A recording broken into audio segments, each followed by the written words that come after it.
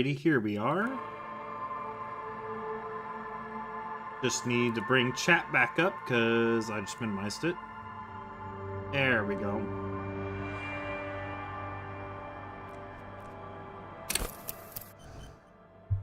Alright.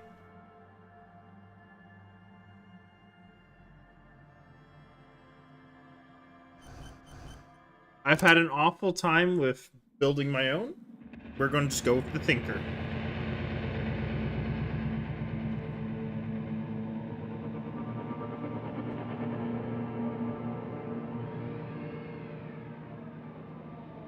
There is nothing, only warm primordial blackness. Your conscious ferments in it, no larger than a single grain of malt. You don't have to do anything anymore. Ever. Never, ever. Never, ever, ever, baby. An inordinate amount of time passes. It is utterly void of struggle. No ex-wives are contained within it. An awareness creeps up on you. A mass lies hidden in your dead angle, soaking in some lurid acidic sauce. It's bloated and shameful. A ball of meat surrounding you. This is a terrible line of questioning, and it will only lead to more awareness of the meat thing. Ex-love, ex-tenderness. It is foolish of you to resurface to the loss. Not after all the damage you've suffered to get here. Some of it irreversible. Stay. Sail with me through the abyss of pelagic zone. Do you really? You wouldn't like it if I told you what was back there. What? Somewhere in the sore, bloated man-meat around you. A sensation. Like a fly to the ointment, your conscience sticks to it. The limbed and headed machine of pain and undignified suffering is firing up again. It wants to walk the desert. Hurting, longing, dancing to disco music. The stench of liquor rises from your mouth, and with it, an ungodly headache. A fiery streak penetrates your skull, trying to force your eyes open. It's a sound, a clarion call from hell. Somehow, you know what it is. A caprice Canadian motor carriage.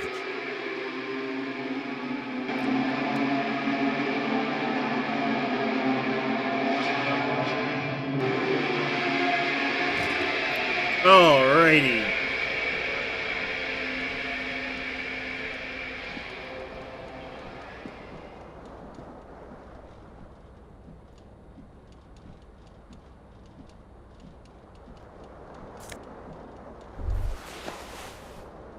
You hear a jingle. Keys are clinking in the pocket of your flare-cut pants. Excuse me.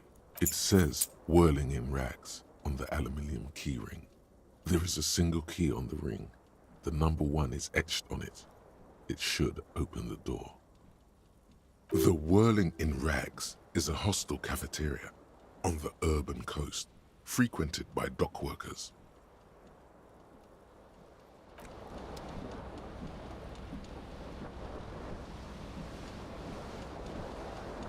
This fan has 2 chain pull switches.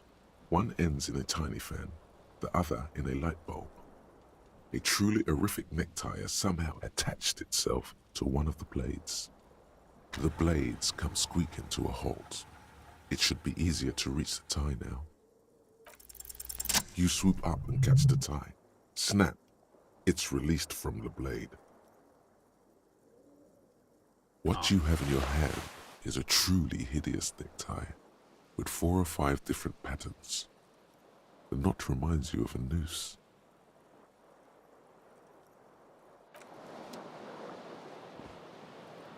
The window stands broken in its frame. Cold wind blows in. Oh.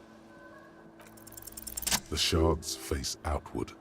Whatever broke this window came from the inside. A fine web of scarring covers the back of your right hand, but none of it is recent.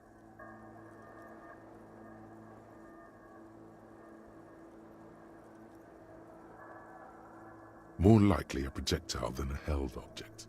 There are no fragments on the floor from pulling a tool back in after impact.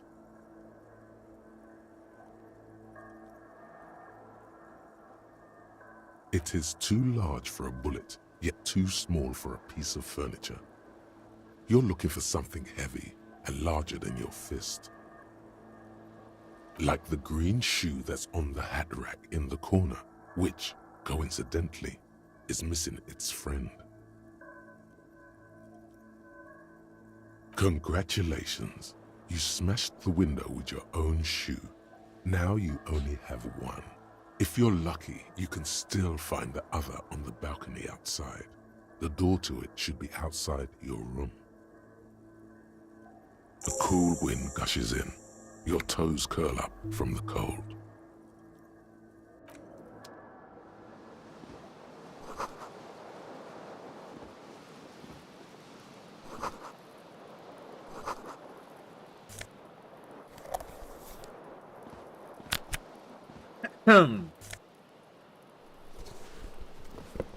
Oh dear. Gotta collect the everything.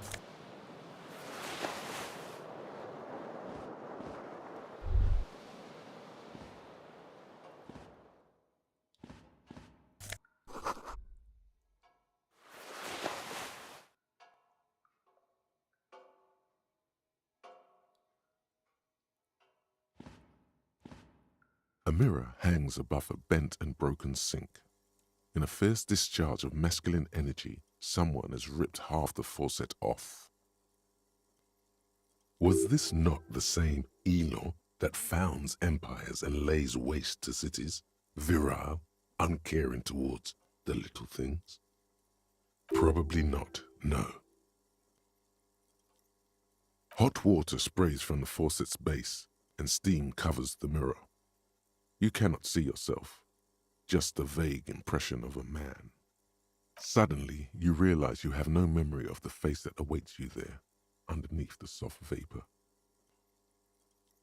As you slowly reach your hand towards the surface of the mirror. Abort. You clearly have not thought this through. You won't like what you see there, and you will never unbecome it. Behold.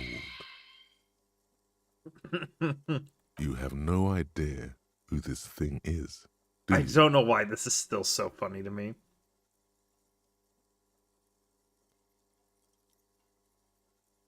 It appears you're also dead. There's clearly rigor mortis on your face. Or wait, is that an expression? Are you trying to make an expression with that face? Why? Please stop. It's horrible. You're scaring yourself. You can't, can you? It's like it's not even voluntary anymore. You have worn that grin into your face, and now it won't come off.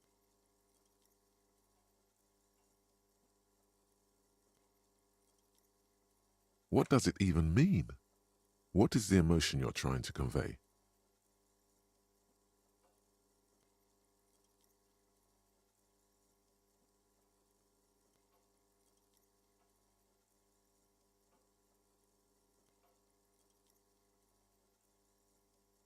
Huh. There might have been, 10 years ago. It's little more than a cadaverous spasm now. It belongs in the new, the third decade of the current century. Enough time had passed from the failure of the revolution that, for a fleeting moment, free market economy seemed like the ultimate, uncontested way of life for our species. Things were good. It was smooth sailing. People made gold and champagne-tinted interiors and facades to suit the times, calling this the new style. But more importantly, disco happened. For Revachol, your city, that meant only one thing. Guillaume le Million. If it doesn't rhyme, you're not pronouncing it right.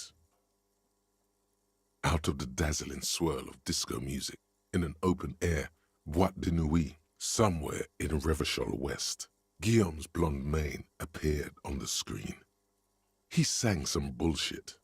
Then he made the expression. Everyone loved it.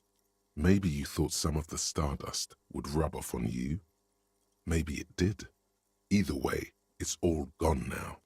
Only the grimace remains. The click is used to spur on a horse. It also features heavily in Guillaume le Million's regional mega hit, Don't Worry, Your Pretty Little Head. Some 20-odd years. There is a vast ocean of time between right now and the expression, looking good on you, or anyone. Humanity has run aground in that time. It's a different world now. The expression is a relic. You have some understanding of the near history of disco. The rest is darkness, aside from the useless fact that the motor carriage outside was a caprice cinema. It doesn't have to be. You can swoon over Guillaume and his champagne-corked smile whenever you want to. Maybe some of the stardust will return.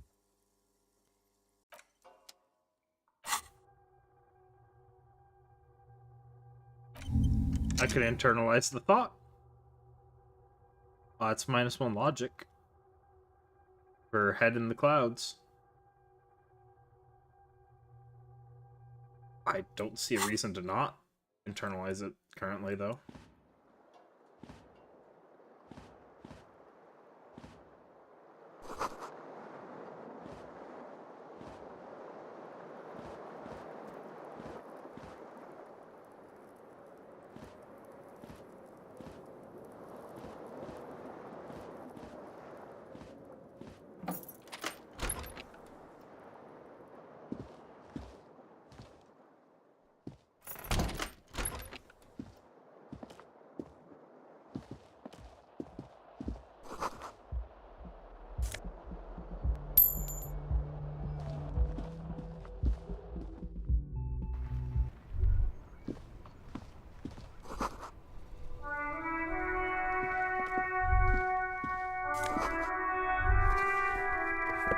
There they both are, two identical shoes, both copiously green and indiscriminately snakeskin, reunited on your feet, like two baby crocodiles. Good, they're balanced, comfy. Feels like the only good thing about you right now, truth be told. Damn.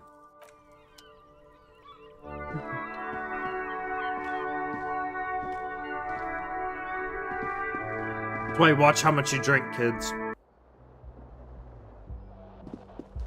Don't drink. Drink responsibly. Hello, officer. The young woman raises a cigarette to her lips. Her eyes are brown and her face is speckled with birthmarks. She can't be more than 28. A silver jumpsuit falls off her like scale armor, sparkling. This is the sparkle of too many nights out on the city. No. Because you're a police officer, sir. I am, yes. Unless you've been feeding us a set of very well-rehearsed lies all this time. You've been here for 3 days. On official police business, no less. Couldn't say. In truth, so far, mostly drinking.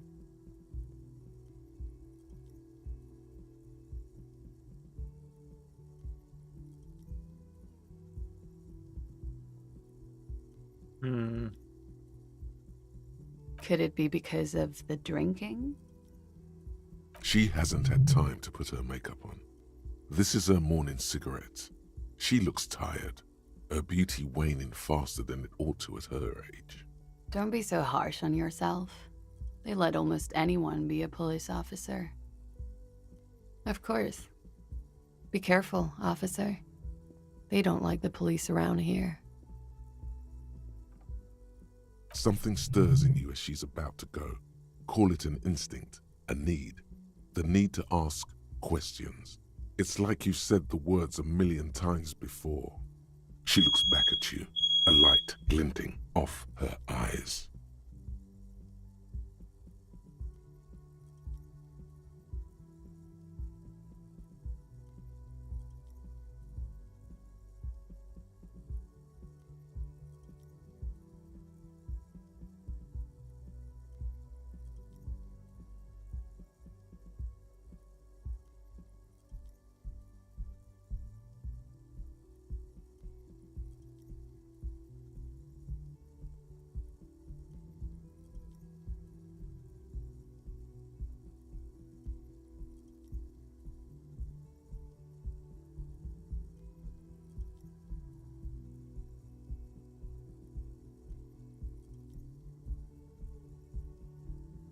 Well, that was odd.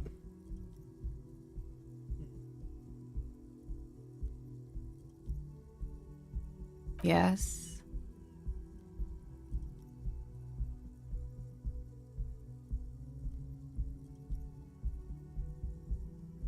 There was the usual ruckus. Loud disco music.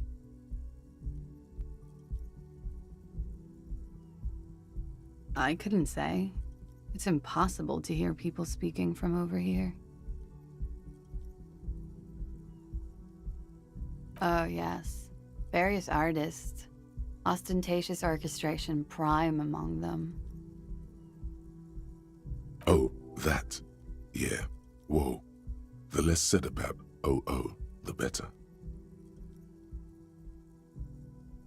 OO were huge where I come from.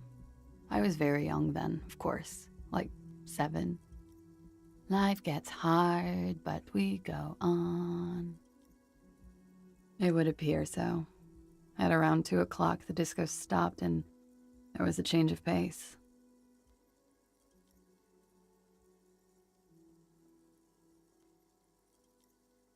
A slow, sad song started playing, like organ music on repeat. That went on for quite a while. Some of the time, you were yelling along to it.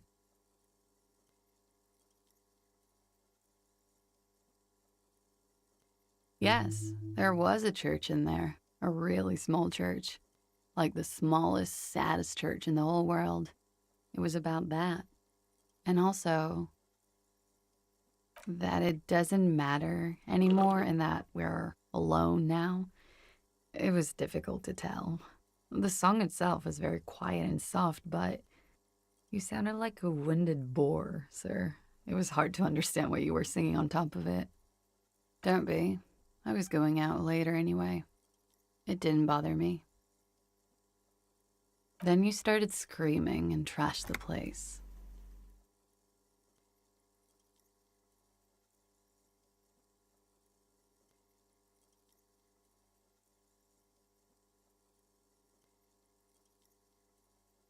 No, it didn't sound like there was a fight.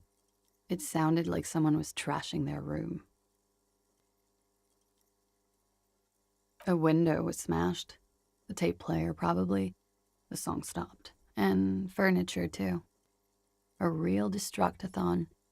There was screaming. Then I think you passed out.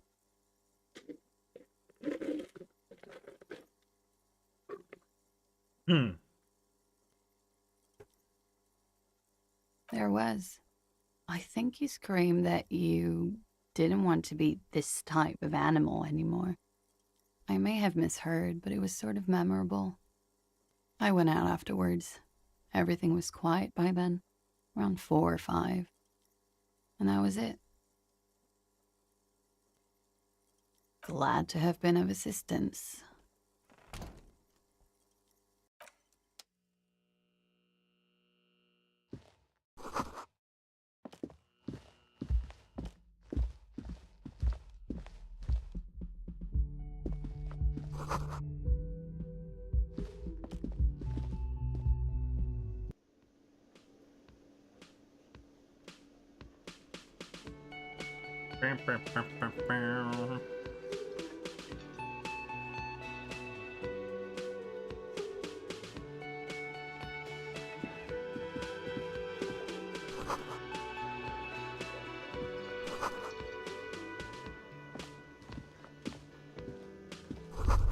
You should totally sing karaoke here, the first chance you get, utterly. And it needs to be heard through a PA system by other people.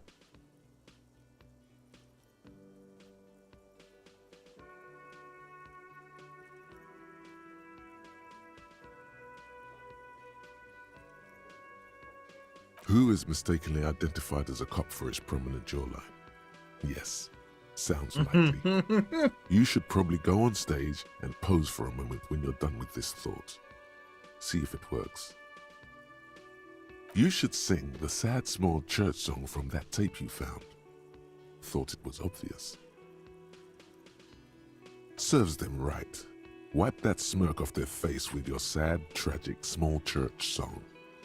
Who's laughing I now? know. No one. You would need another copy of the tape first, though. The one upstairs is destroyed.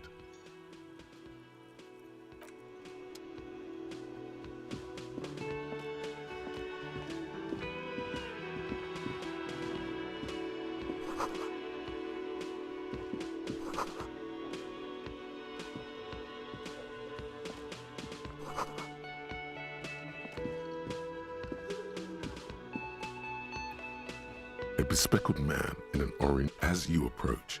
He now on the sleeve of his bomber jacket. Hello, I'm Kim Kitsuragi, Lieutenant, Precinct 57. You must be from the 41st. You realize he's waiting for your name. Raphael Ambrosius Cousteau.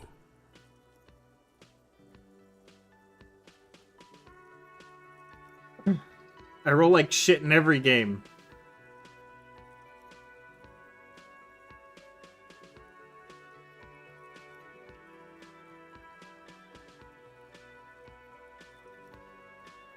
No, you won't. Raphael Ambrosius Cousteau is one classy name, and you're one classy cop. Say it. Yes, well, Not for a moment does he believe that's your real name. He casts it aside as an intra-departmental joke or a peculiarity he doesn't understand. it looks like we had a little scheduling error on Sunday. Saturday too, actually. Have you had time to talk to the manager here? What he means is, he has been trying to meet up with you for 2 days, but you have been otherwise occupied.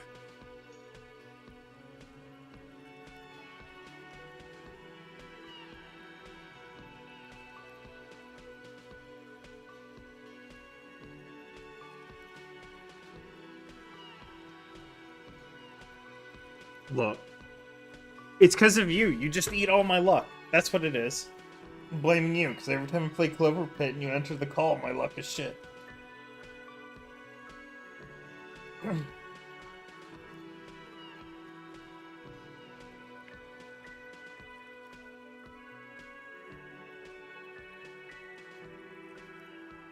Then we should ask him for a rundown of the area. Get me up to speed. I understand the scene is out back, right?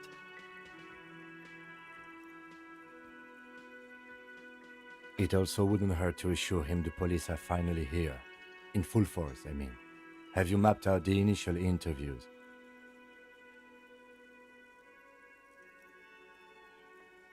Okay, we'll have time for that after we take a look at the coroner's case. Have you removed the dead body from the tree? So, the body is still in the tree, where it has been hanging for 7 days straight. We should go there as soon as we are done talking to the owner. I can see you drank last night and the night before, and that you are still drunk now. But I have seen officers go through worse. Much worse.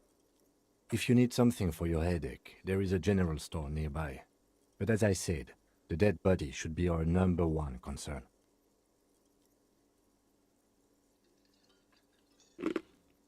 After you, officer. If you're about to embark on an investigation, shouldn't you have a badge? You mean you don't have a badge? Losing your identification card is a serious matter. My vehicle has a shortwave. You can use it to report your badge missing. I advise you to try to locate it as quickly as possible, but getting the body down should still take precedence. Lieutenant Kitsuragi is now in your party. You can...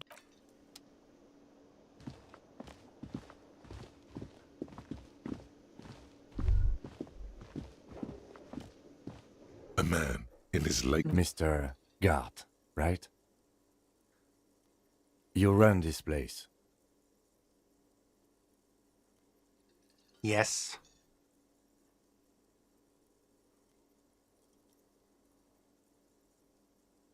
I am Kim Kitsuragi from Precinct 57. This is an inter-district investigation, so joining me from Precinct 41...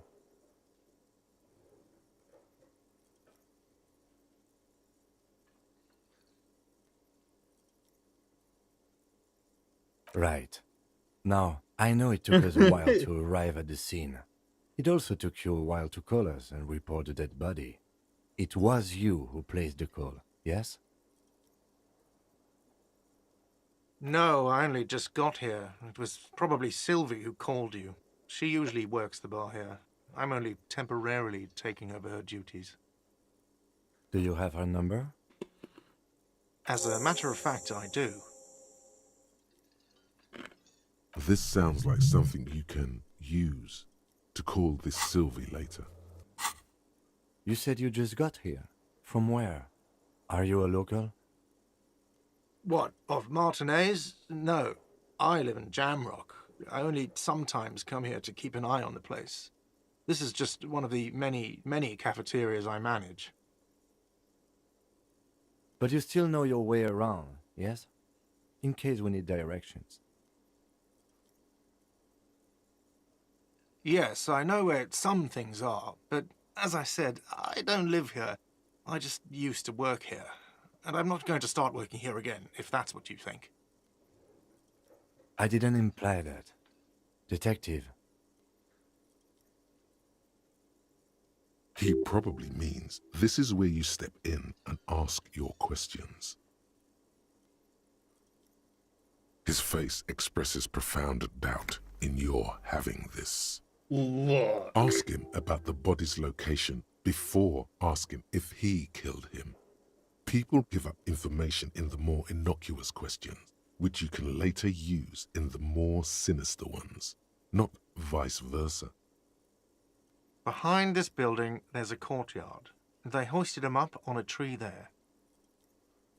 That's easy. See that door there? First you exit through that. Then, to your right, you should see a big hole in the fence. A really big one. You can get to the courtyard through there. No need for the keys. The hole is big enough for the Franco-Nigerian cavalry to fit through. This man means the heavy cavalry of the innocents Franco-Negro, sweeping over the plains and nations of the enemies of mankind. 5th century style. Unified currency and the concept of cool came in their wake. They wore lamella and carried guns. But first and foremost, Franco-Nigerian heavy cavalry was really wide. That hole in the fence must be enormous. She went away because none of your business. Have they not been telling you you're a cop? Okay, you got me. She went away because of the dead body out back. And because I asked for her number. That's why Sylvie went away. I hope you appreciate that. Thank you.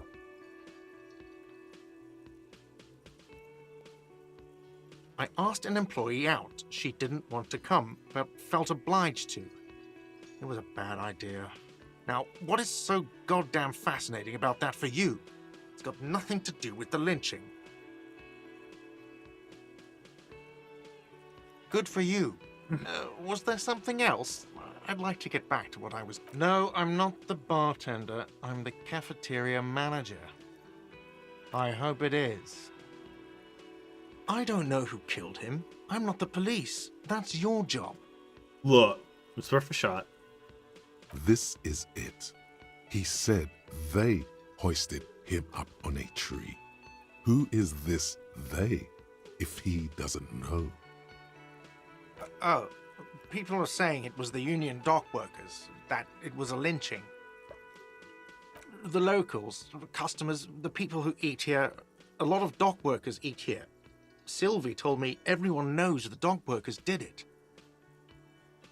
Did the debarders themselves tell her this, or is it a rumor? I don't really know. You'll have to ask her. I would suppose it's because they have nothing better to do. You mean the strike? Yes, the strike. The man they hanged was a security guard for the harbour company, I hear. A mercenary. The unionistas probably thought they'd send a message. The lieutenant turns the page in the little notebook he's been scribbling in. Let's go. Not so fast. You owe me 130 real. Oh, excuse me. You owe me 130 real. The IIR, or Inter-Isolary Real, is the global reserve currency. Whatever part of the world you're in right now, it's safe to assume he means you owe him some money.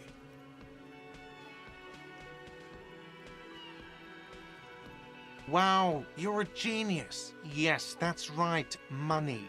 You owe this establishment 130 real. What are you, a philosopher? Money is what grown-up people use to pay for things. Things like this hostel room, or 8 bottles of potent blend, and 9 packs of Royal Extra. We use it for everything, really.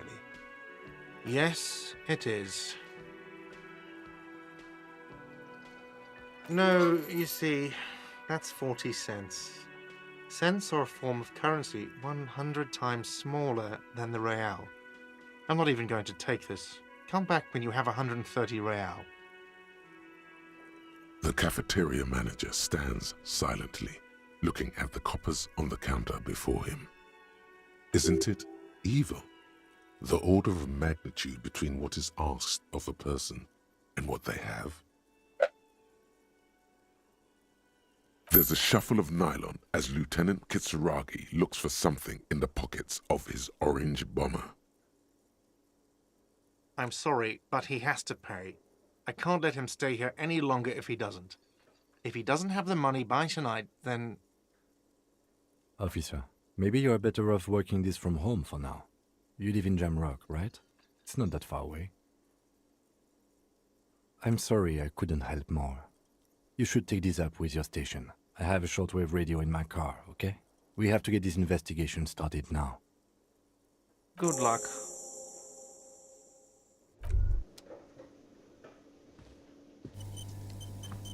By the way, where is home? The address is coming up blank, and this place sure isn't it. But you've been at this hostel cafeteria for only 3 nights. Where were you before? You had to be somewhere.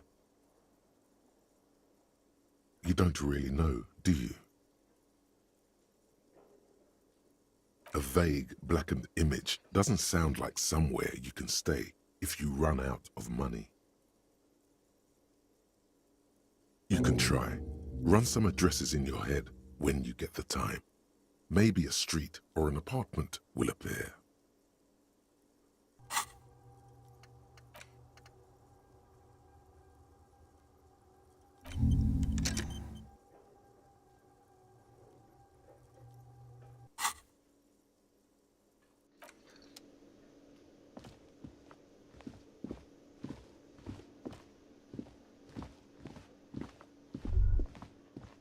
theme on that pinball machine is a standard royalist theme, used on everything from pinball cabinets to full-flavor cigarettes. Excuse me.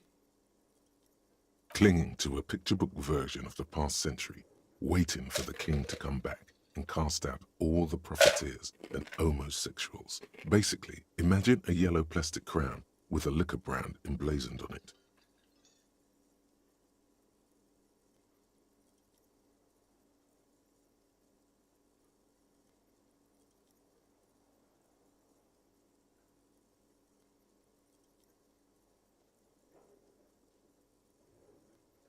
The sentiment is called anti-centennial nostalgia, pining for a time before the turn of the century.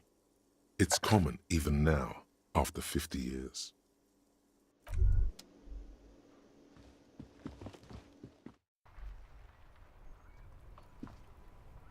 I thought the encyclopedia was going to give me more history.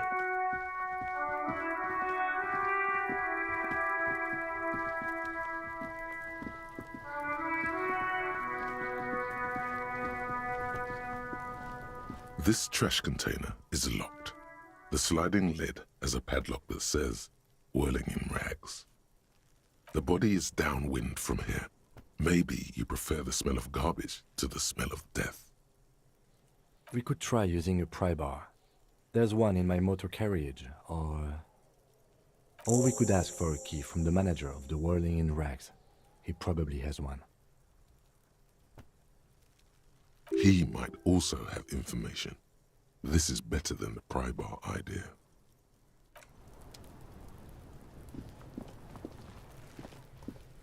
Let's go get the key.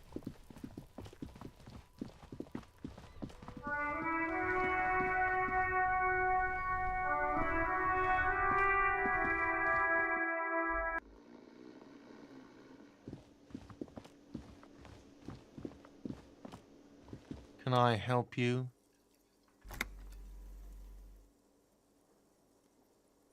Mine? No, it belongs to the Whirling in Rags. Thank you for clearing that up. Why do you keep the container locked? Why? To keep the hobos and drunks out. That's why. And the neighbors too. They put their trash there and they don't pay for the garbage company. I thought as much. And are you the only party with access to the trash container? Well, yes. Us and the garbage disposal company. It seems a little callous, doesn't it? Something stirs in you. Prod at him and find out. Callous? What are you? Kras Mazov? Almost all establishments in Revachol keep their trash locked. The Whirling in Rags is not special in that regard. Krasmazov, nom de guerre, was an economist and a historical materialist. He was a leading figure on the Grad side of the Centennial Revolution, where he headed the 9-day government.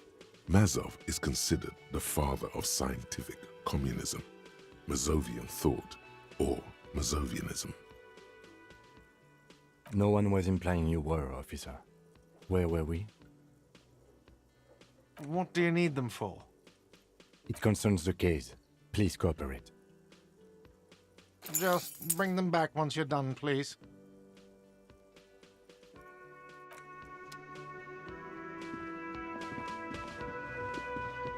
Oh, right.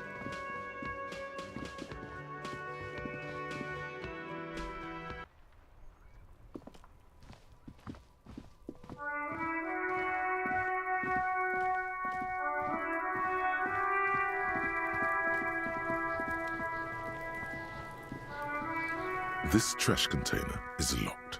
With a well-oiled crack, the lock pops open. Don't. Maybe you shouldn't. The smell of rotten food rises to greet you. You see soggy cartons, dirty rags, and organic waste. We're just in time. This hasn't been emptied for over a week. You see milk, an egg rest with one broken egg in it, some pasta wrapper, Picking up the soggy packages somehow feels familiar. You've done this before. The movements are recorded in your elbows, the methodology in your fingers. You're used to this.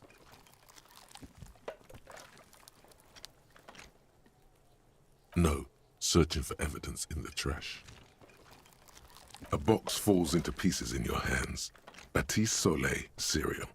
There are plastic pasta packages below, and turbo noodles. Nothing of note, however. Among the threadbare kitchen towels, something catches your eye. A pair of denim trousers. As the legs of the slime-covered jeans begin to unspool from the garbage, a rank corpse smell fills the air. The victim's clothes? Cadaverine odor is faint. If these belong to the deceased, they were removed when he was still in the early stages of decay. Drop them in here, officer. Guitar marked blue jeans. Pockets empty or emptied. He wore them with a belt, too, a white belt. The loops appear stretched, but the belt is missing. That's it. Do you see anything else in there? I have another bag here. Something slimy catches your eye. A drab, long-sleeved shirt, olive-colored, appears from the food waste, dripping with pus. This is a military type There we overgarment. No label or serial number. This is the kind of rib-knit shirt that's worn over light armor to conceal it in an urban scenario. Anything more? The rest of the rags are just kitchen variety waste. A yellow old mug that catches your eye. But other than that... All right. We should go to Gart again and ask if he knows who put the clothes in the trash. It could be as simple as someone from the hostel cleaning the yard. Or that one. I'd advise against confronting that force. Not really. All we know is the victim's clothes are in the trash. The lid was locked and his establishment had the key. It's just a small loose thread. The fuck's he on about, kids? You hear that, Kuno? He thinks you're an infant or something. See? The lieutenant nods, then looks back into the trash container. It's just organic waste, cold and slimy on your hands. Apple and potato peels, mostly. Unidentified sludge, and the occasional chicken bone thrown in for good measure. But hey, what's this? A blue piece of plastic sticks out from the apple peels. It's shiny. Looks like the corner of something. Something larger. A clipboard.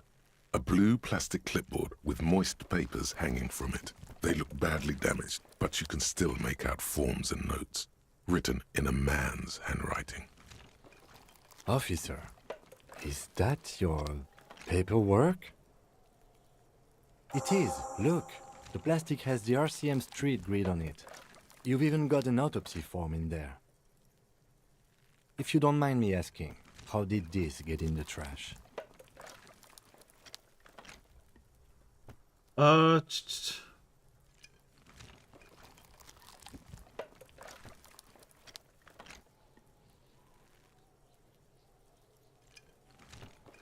Well,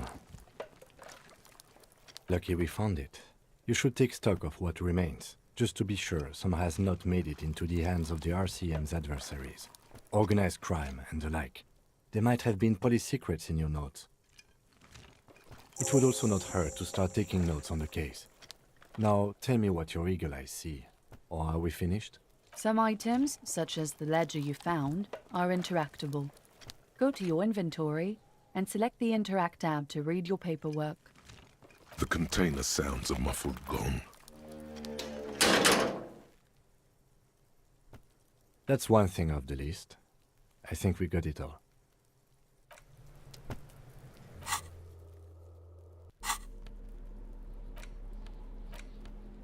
It's the ledger you found in the trash. A pitiful cabbage of white and yellow papers hanging from plastic board, barely held together by a metal clip. This sad display is made complete by the faint smell of urinal cleaner. There's a piece of toilet paper, or is it cleaning tissue? No, it's toilet paper, desperately sticking to the back of the blue plastic clipboard. It's a metaphor for you. Thank you, waterlogged ledger, for spelling it out for us. Yeah. It's just toilet paper sticking to the back of the plastic clipboard. You can take it off if you want. Still wet, the toilet paper peels off the plastic easily. All you have to do is shake it off with your finger and voila, the ledger now looks marginally better. An aluminium block runs the width of the board, biting down on the paperwork. Its crocodile teeth are the only thing keeping the papers together. A regular pencil, the tip worn down to nothing, has been attached to the clip. The surface is interrupted by a silvery sticker. It's rectangular, sparkling with iridescence. You don't know how you didn't notice it before. Looks like an official mark, made to be low visibility outside the right circumstances. What? That thing. It's a halogen watermark. We use it for adding information to RCM property. Any capable light with the right wavelength will do. All RCM vehicles have headlights designed to reveal halogen watermarks. Mine too. Nice. This means you can read the watermarks if you just turn the lights on. It depends. Aside from an anti-counterfeiting stamp, mine has my station number and address. The information varies by date of issue. Maybe yours will have how many cases you've solved. Okay. While a bunch of sodden papers sag from the clipboard in your hand, it's a sorry sight. They're not exactly white. They're yellowed in patches by sunlight and alcohol and covered in dense blue handwriting. Ink escapes into watercolor patterns, reaching its tendrils across entire pages. The paper itself is checkered with faint red lines forming short paragraphs. Once in a while, there's a red stamp that exclaims, "Case files commit to paper." The case files themselves are plenty. You count more than 100 sodden, crumpled up, earmarked pages falling apart in your hands. They appear to be sufficiently organized and extremely dense, if mostly illegible.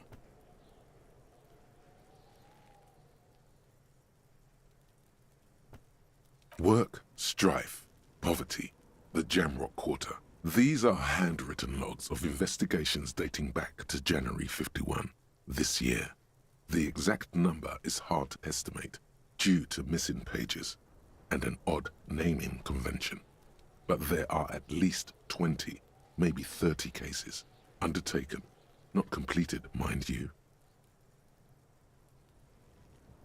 It's the middle of March. You have attempted 2 cases a week on average. What do you mean? Is that all?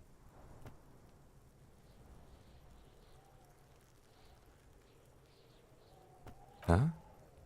2 complex cases to undertake is a lot, yes. You really have to push yourself. I would not suggest it, lest you start making mistakes.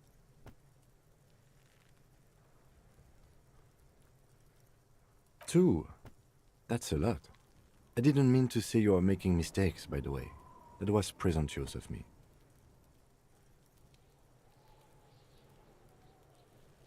That's okay. We all do, sooner or later. Like a fan of gills, the checkered papers dry in your hand. The handwriting is extremely dense, if mostly illegible. The notebook is annual. It says 51 on what remains of its cover. A molten strap of cardboard. Everything prior to this must have belonged to a previous volume. In short, there was more. Yes, it appears you employ a, shall we say, robust yet literary system. Each investigation has its case number written on the margins. Yet, still more tellingly, most are accompanied by a name. A title one might say even. One that draws inspiration from snoop fiction and vespertine cop show staples. Yes, all caps. One is called The Next World Mural. Another, The Square Bullet Hole Murders. Another yet, The Unsolvable Case. Others appear more light-hearted. The Guys on a Couch in an Unexpected Location, and The Murder at the Hookah Parlor. Even the rare article-free Collapsing Tenement. Murder features prominently throughout. It's going to take an effort to piece these case files together, but it can be done. Once you're done inspecting them up close. You mean the alphanumeric? Officer, precinct, time of arrival at the scene? Oh, you mean the titular? Yes, well, so do I. In our defense, almost everyone in the RCM does. It's a holdover from the early days of the RCM, right after the revolution, when the organization had little idea how to do things. It persists in an unofficial capacity. Officers use these titles to refer to their work among themselves. Again, in your defense, I seem to have named one the man with the hole in his head. That was a real person. His death was real. Still, I named it that, to amuse myself. Look, you gotta have dark humor to survive a homicide. I pray his loved ones never find out. Rail spiked through the head. He died. It was a workplace accident. There is, for precisely one more. 15 pages near the end remain untouched by the damage. The checkered grid forms a structure of passages, breaking the case into subtasks to accomplish. Once all the tasks are accomplished, the case is complete. Sadly, the ledger only comes with an old, worn-down lead pencil. It's unfitting of this monumental event. The ledger only comes with an old, worn-down lead pencil. It will do, barely. But onto the paper with a brash free hand, uncannily similar to the rest of the letters. The wording comes easily. It's almost robotically simple, a language developed for mental rigor and simplicity. Inspect the victim's body. Interview the cafeteria manager. It's not exactly poetry, but poetry would be out of place. A satisfying slash sounds across the paper. You're done, it seems to say. And you, and you. Things to be done and things already done. The composition of reality. This is an extremely useful tool for a detective of the citizens' militia. Now all that remains is to name the case. No, actually. Any ideas?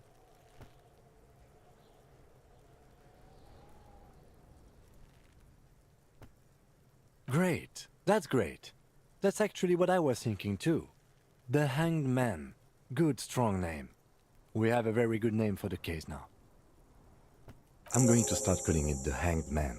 It's good we sorted this out. Oh, I got a skill point? Neat.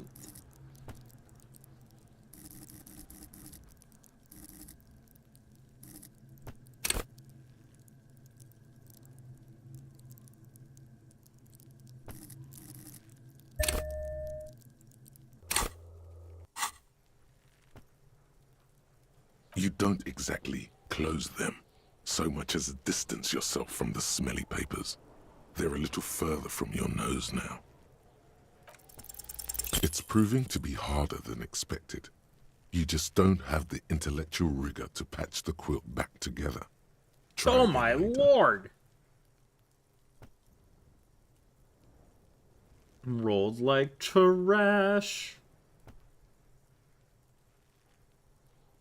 In the back, you see thin, translucent copier paper. Some neon yellow, some bright red, all covered in boxes, like marching armies. These look like official forms, waiting to be filled out.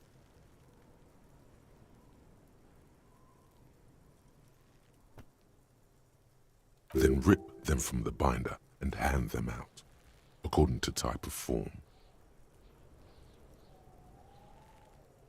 3.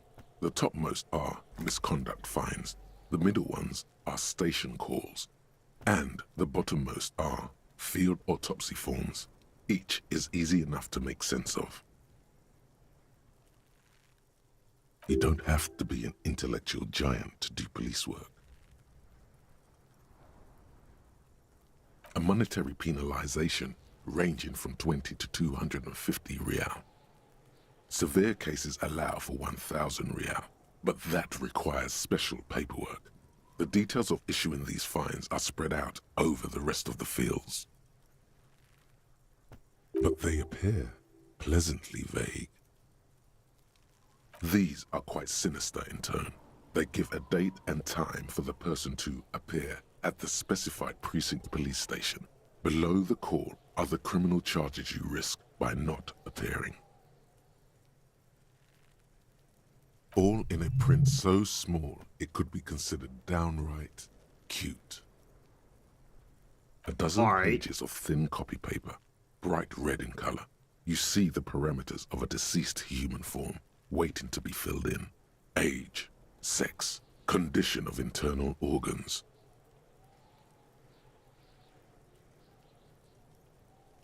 Yes, all that remains now is to fill those forms and hand them to people. Fines for wrongdoers, interview requests for bad guys, and field autopsies to dead guys. The rest of the stinking cellulose is much worse for wear. Being sandwiched between the board and the rest of the paperwork must have spared the fragile copier paper. It's made of dark blue plastic, hard enough to beat someone to submission with. The edges are rounded, however. The U4 size heavy in your hand. Light shimmers on its wet surface. On the back you see the embossed letters, RCM. Something rattles inside, ever so lightly. Is there a hidden compartment?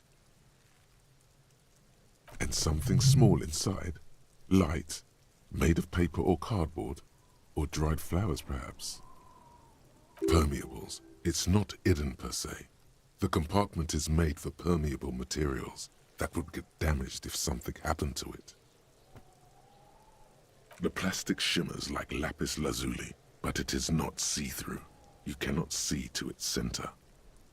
With your hands, U4 sized pages hang from the clip screwed to the top of the board. Yes! The two sides of the board appear slightly misaligned, like a drawer that's come off its slides.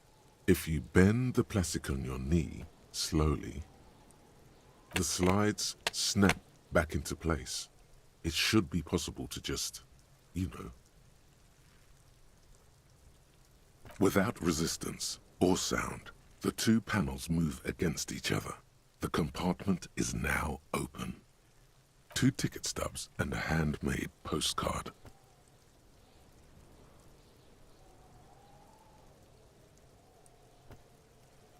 Two octopuses are smiling, reaching their tentacles toward each other in the colored pencil drawings. The tickets permit access to the zoo in Revachol East. The aquarium costs extra. These let you go there too. Thin wax paper has been glued to a piece of cardboard. Sounds like leaves rustling when you pick it up. You see violet flowers, floral patterns, patches of glue.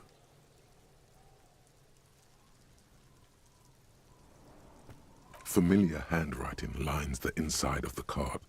Looped, round letters in a woman's hand. Oh. A young woman in her 20s. There is care, effort, and a smile, you think. Although that is not something you can read from someone's handwriting. Harry, it begins. You're already reading. I wanted to write you a letter so you can read it when you wake up. Maybe it will make you happy. Throw it away, please. Your hand shakes, holding the card.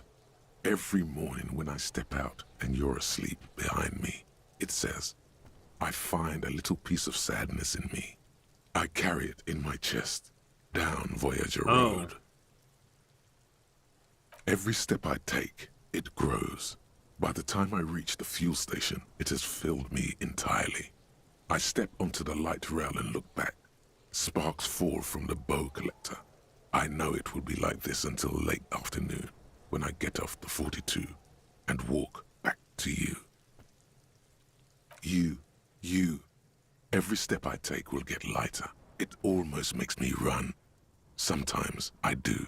I can't believe I met you. I can't believe the happiness I feel with you. You have a vast, vast soul, and I will always, always, always come back to it. Kisses, kisses, kisses. You feel the air sucked out of your lungs and the blood sucked out of your head. Everything around you gets dark. Small white dots appear. Sparks fall like snow from the bow collector. A streetcar distancing. You feel the ledger slip from your hand. No, hold on. To what? There's nothing. Detective, is everything all right?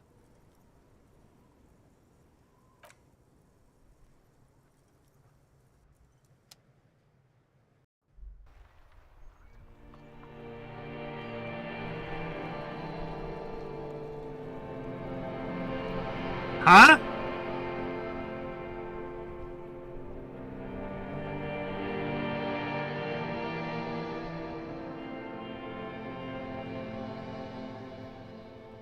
There is nothing. Again. Oh, okay. Nothing sad, brother. No treachery, just blackout. Well, almost nothing. There is the ground below you, that's still there. And the small light that's on, fluttering, somewhere in the basal ganglia. That's me. Blue eyes, that's me.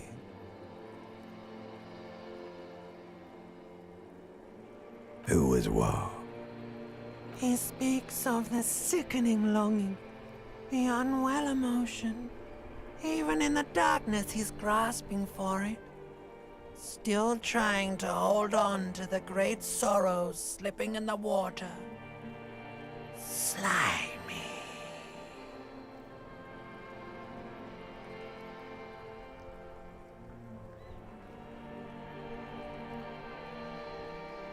Here in the paleo-mammalian cortex, we call it the shadow.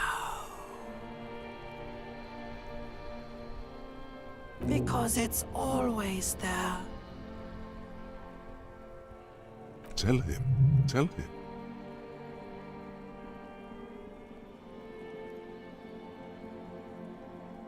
Ah, yes.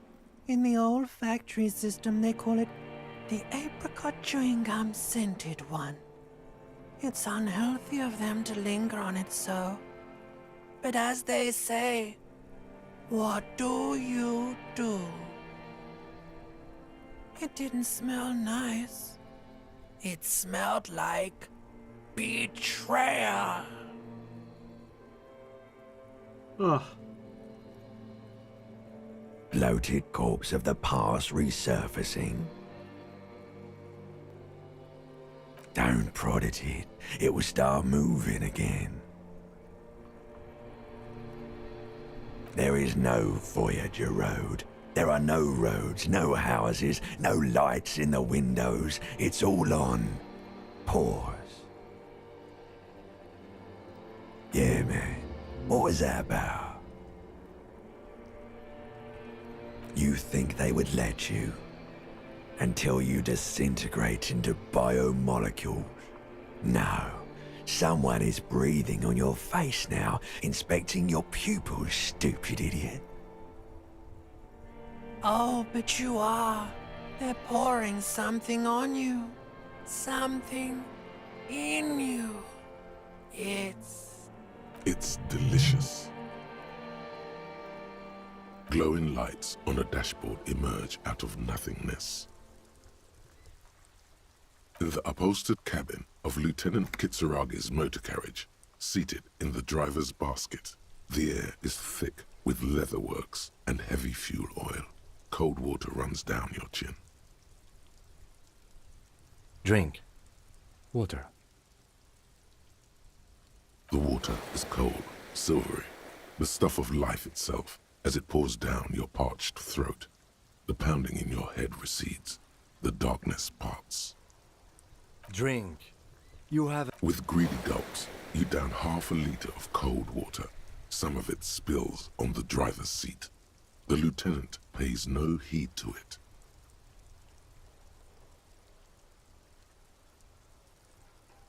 What happened?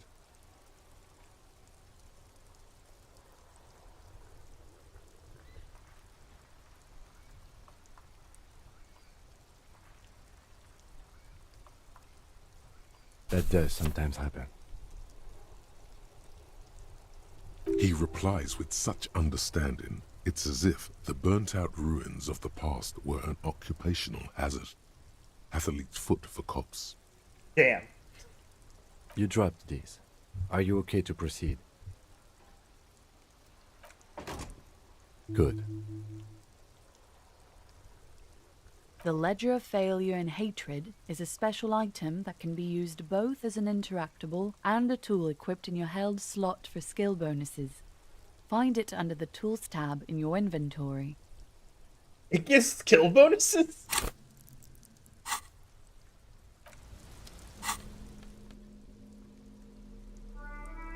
-2 to authority.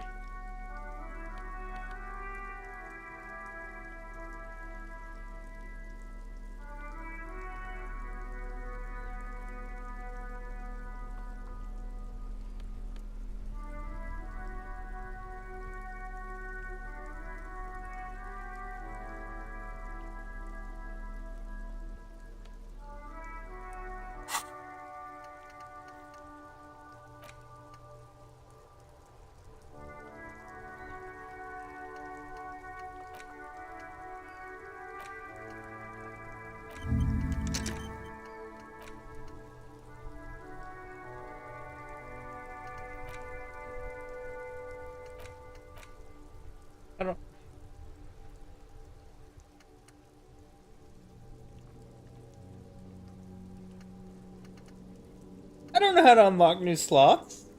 Stinky?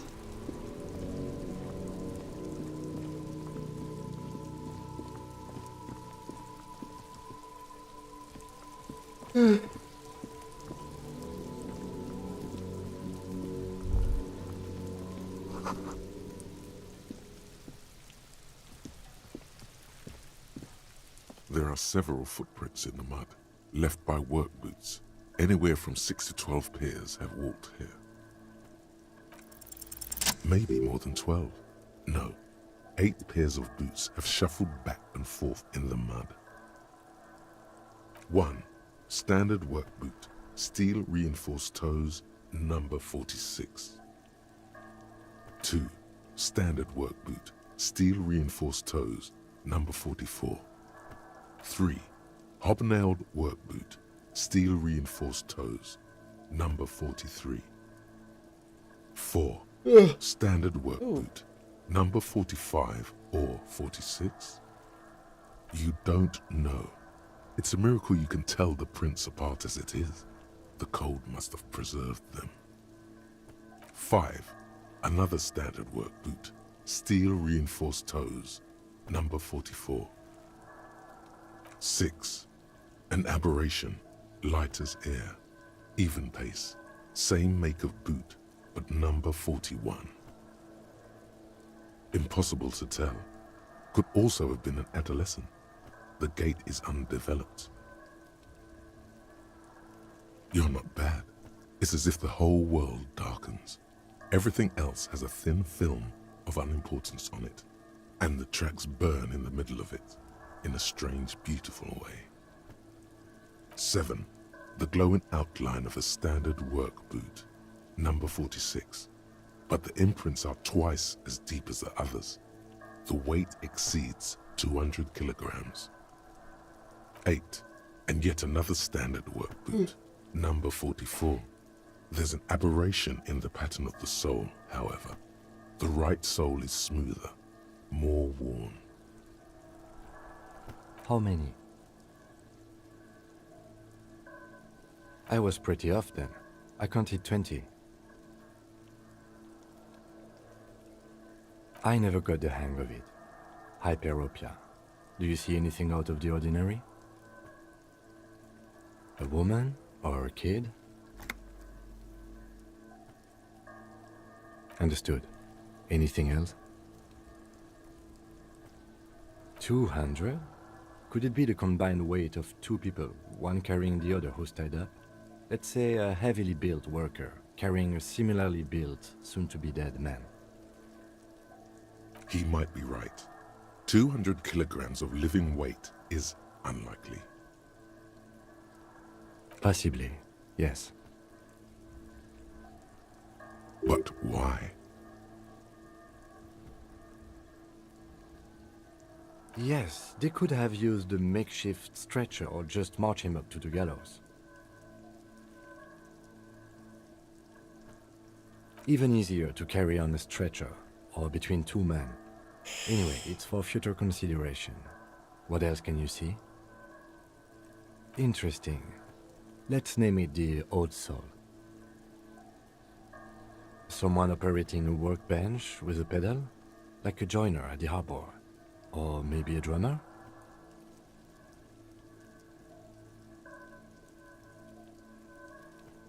No, it's not. Forget I said it. We are not looking for a drummer. Perhaps it could be a driver. A driver would wear out the right shoe before the left. The accelerator is on the right.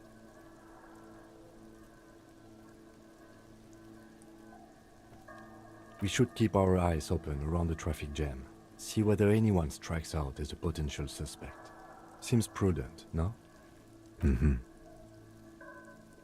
A week, maybe? 7 days would fit the time frame provided to us by the caller, who reported the hanging. It is not impossible. I pulled last week's forecast for coastal Havashol. 7 days below freezing. The day before, the day of his hanging, was the last warm day. Correct again. Sub-zero temperatures would preserve the tracks in a good state. The commotion here could have taken place a week ago. What do I think? A mob of people brought something heavy to the tree. One of them was carrying the victim. They shuffled around, especially under the tree. Then, after hoisting him up, they stood in a semicircle facing his direction. At first glance, this appears to be a lynching.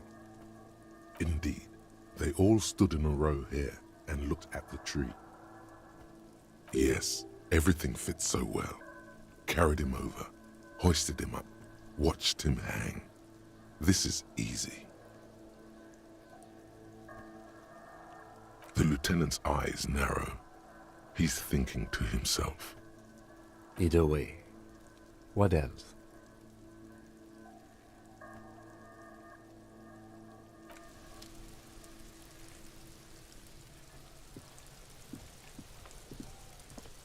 The corpse looks at you with bulging white eyes.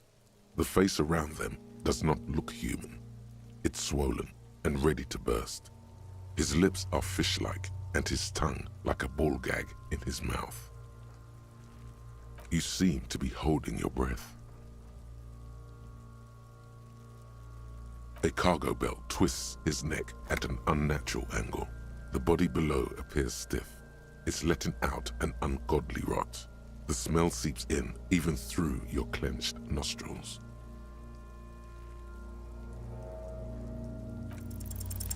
The smell is repulsive. It pushes in from your mouth, more instant and more familiar than anything you'd expected, more fever than odor.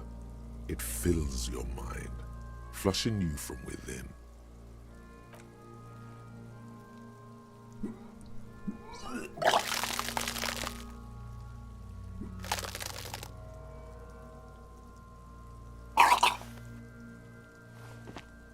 Too late. It's impossible to keep in. Your body curls and pushes it out, burst by burst. until a pool of vomit lies under your feet and your throat stings from the stomach acid. The smell of Commodore Red rises from the pool. Among it, distilled spirit and bits of shish kebab. It's okay. Happens to everyone. Keep it. The hangover is clearly making this worse for you. You could use some ammonia to clear your head. If you can handle the headache, some officers use it to deal with cadaverine odor. I can't handle the headache. It's more likely he can handle the smell, unlike you.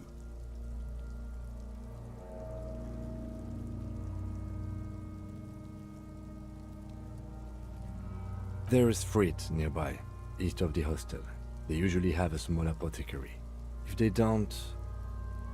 There's a greenhouse here, and a gardener with a wheelbarrow on the corner of the whirling in rags. If she works here, she might have something for the smell. Pretty clever. Acquiring ammonia will provide a modifier to the white check. Modifiers make checks easier and allow you to retry them.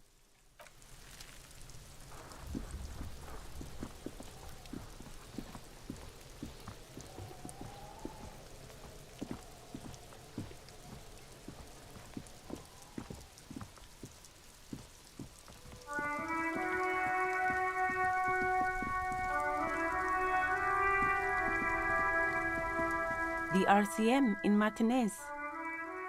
Of course. What can I help you with? Sure, I'm done with it. Go easy on that stuff. It gave me a terrible headache. Of course, I won't hold you back. If there's a corpse, then you're going to need those gloves for the autopsy. Alrighty.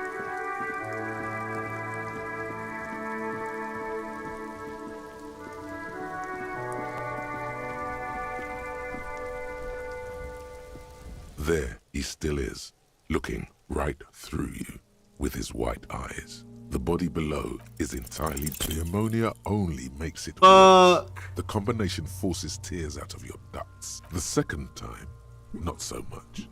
When the vomiting is done, your cheeks are wet with tears.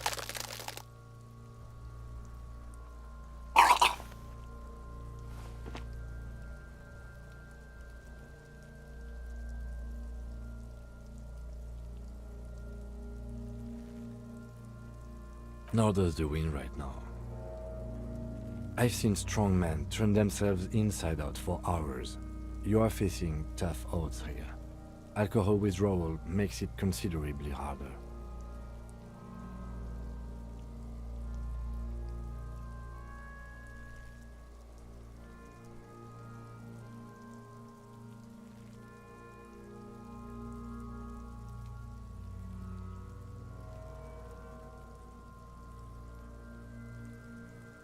I've seen captains puke their guts out. It never gets easier. You never get used to the smell. Every Monday is cadaver day. Throw up, investigate. Throw up, initial autopsy. Throw up, bag it. Then drive to the station. Maybe throw up on the way there if you didn't bag the thing tight enough. I think I've lost my sense of smell. A white lie. Not being hungover helps too.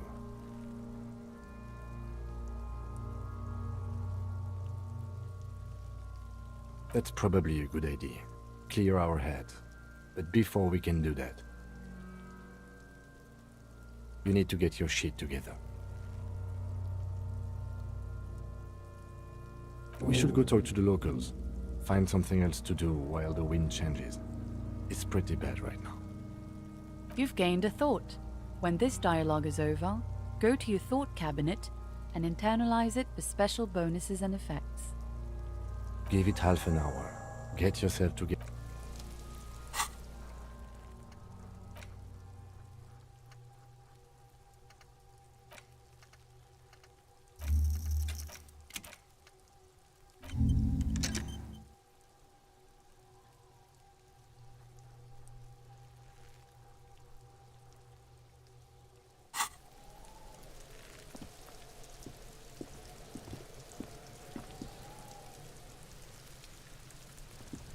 Kuno's got this.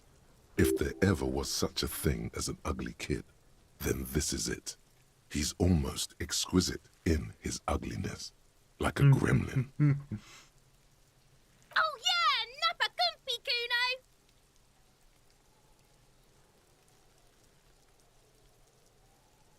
Right in the dick, Kuno! Get him right in the dick! Love it in the dick. The boy is sweating profusely. His eyes are like two black holes and his jaw is twitching as if trying to break free from the empire of his body. Can't talk, pig. Shit's coming up strong. Throwing rocks. Shit coming up strong. That sounds good. Joyous. You should hang out with this kid and see what that juicy shit is all about. Yeah, Kuno! Ride the lightning, Kuno! Kuno's riding at sea. The rake, Kuno! You should throw the rake at him, Kuno! The fuck does Kuno know what a rake is? Kuno's not a gardener. Alright, entertain the Kuno. Show me what you got. What you got there? What you got, huh? Show me what you got. The kid moves his hands like a basketball player dribbling fast. Irregular speech patterns, overconfidence. Could this kid be on drugs? This warrants further investigation into this Kuno.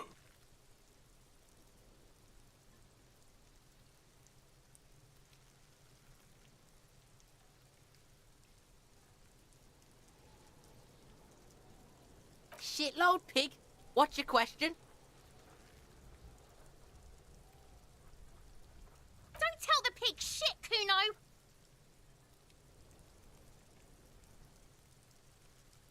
This is where you quickly ask him questions.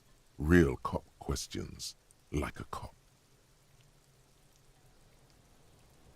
Kuno's fuck imp. Kuno uses the fuck imp for target practice. He's trying to hide the fact that he doesn't know. Kuno knows all kinds of shit. Kuno's not a snitch, that's all. Trying to make the Kuno sing into the popo phone. You're testing Kuno's patience here. Get lost,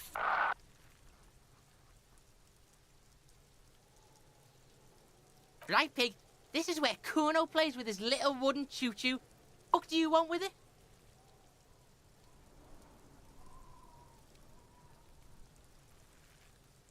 Is there anything useful here? So I'm pretty sure he knows jack and shit.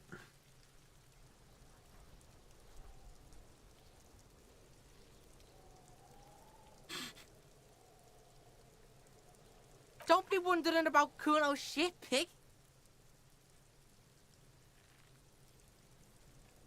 Yes, absolutely, absolutely. Why the fuck are you telling this shit to Kuno? Yeah, Kuno doesn't know shit about that. That shit is beneath Kuno.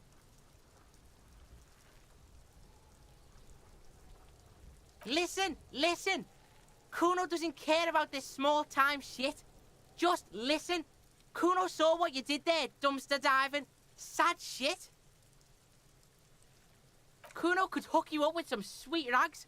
Shit like Kuno's wearing. Your size, good price. 500 real. You'd have to be blind not to notice the giant white letters F-A-L-N running down his trouser leg.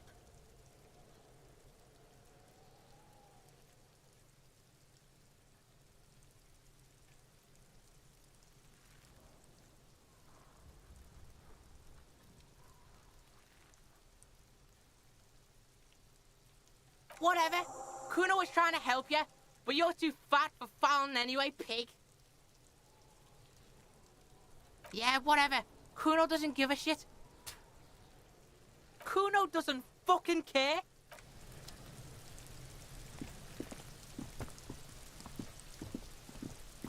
Look around.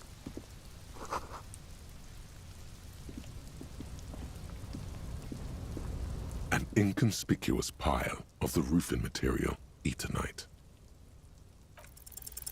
Because it's nice and orderly, well-laid pallets, easy on the eyes.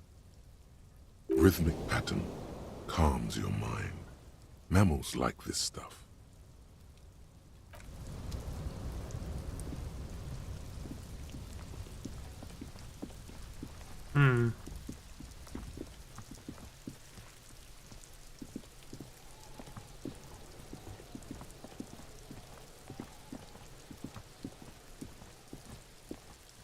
Let's see.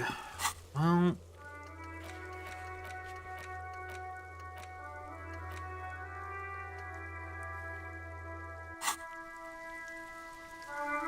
guess we'll do that while we're waiting on the volumetric shit compressor. Which is at 46%.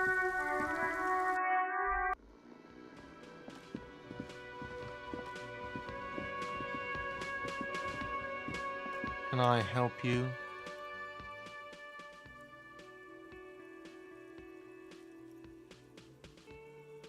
Thanks. I hope you found what you were looking for. How strange. I certainly didn't put them there.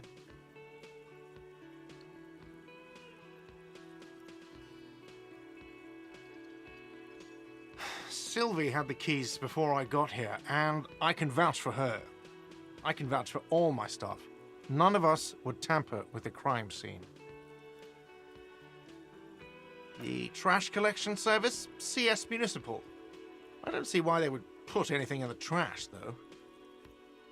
Ah, the elusive CS Municipal. I doubt we'll be able to track down who was sent here last and when. This will have to be one of those little threads that solves itself down the road. Thank you anyway.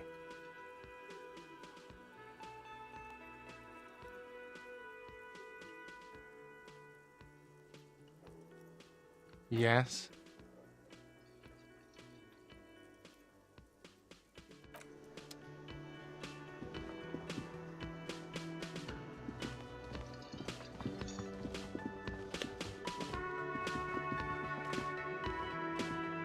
Let's see.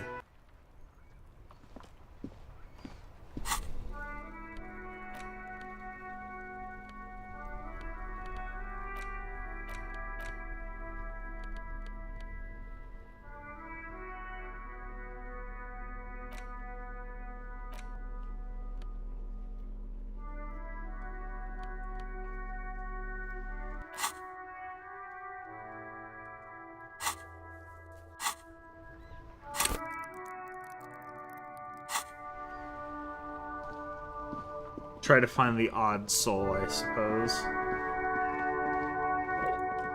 Oh, I get the hiccups.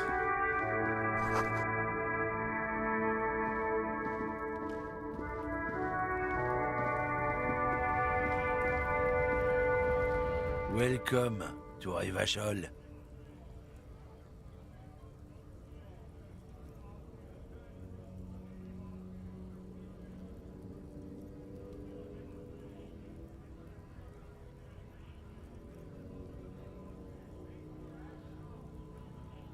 Don't you welcome to Revachol me.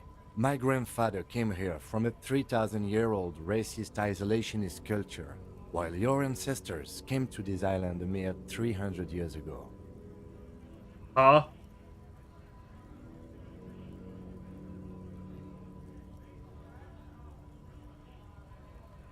Every school of thought and government has failed in the city, but I love it nonetheless. It belongs to me as much as it belongs to you.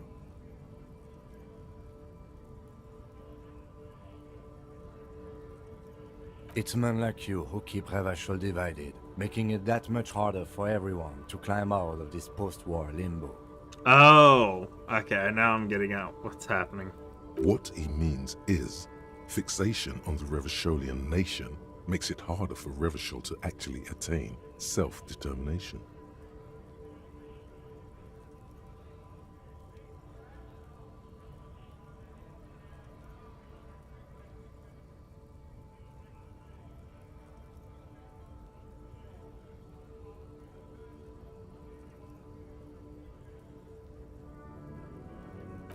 command, man. I just said, welcome to Rivachol.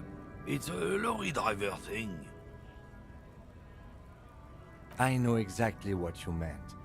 You think my kind doesn't belong here, that I should watch myself and behave. But you see, I'm an officer of the RCM. It's actually my job to make sure you behave.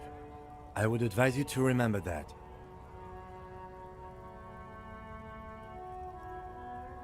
Silence. The air between them becomes tense. Your partner needs backup. Now's your moment to shine.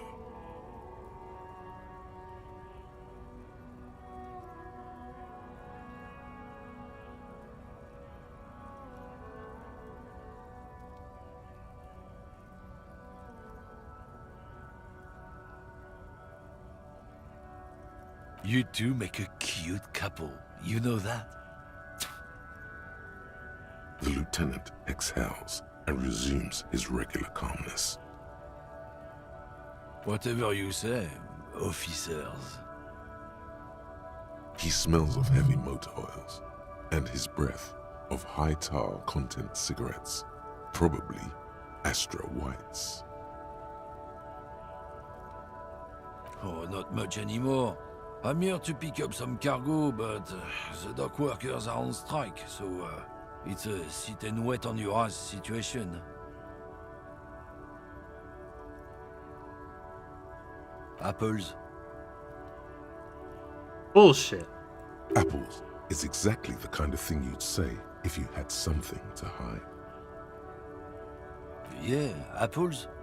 I take it you had other questions?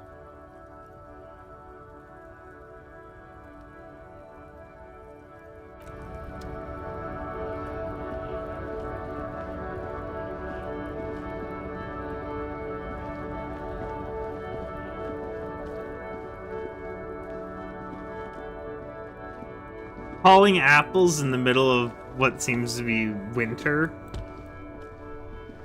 Yeah, my ass.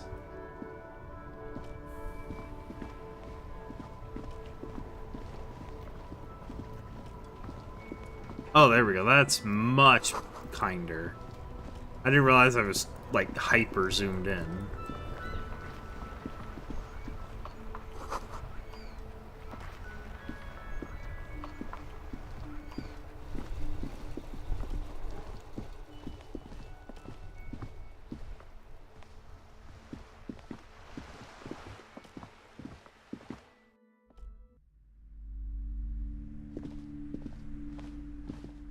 Welcome to Crime, Romance and Biography. Be welcome, and please take responsibility for the energy you bring into this space.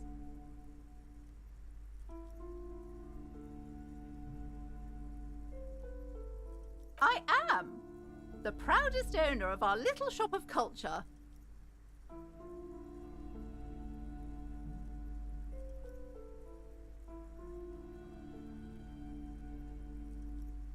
Annette, yes, my daughter.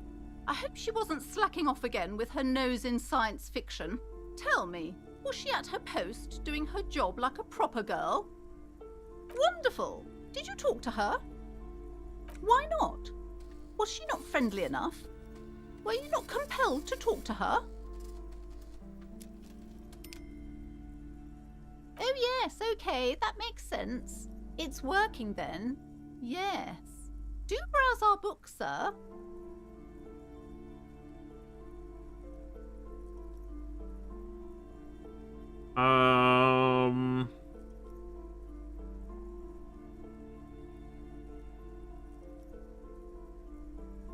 The woman before you scans the store, her shoulders rigid and tense. Every now and then, she nudges her glasses.